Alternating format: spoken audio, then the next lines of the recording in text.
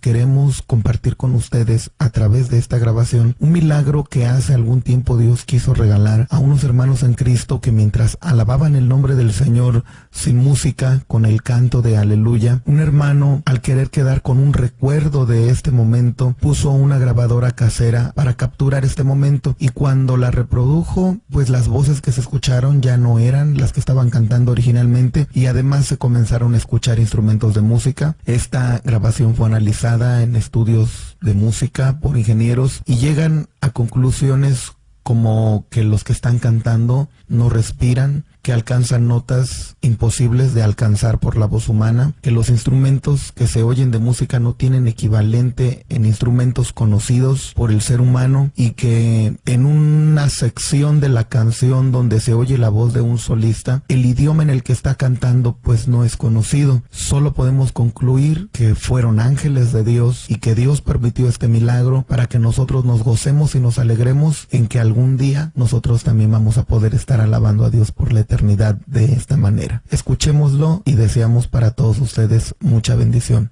Shalom, Dios les bendiga.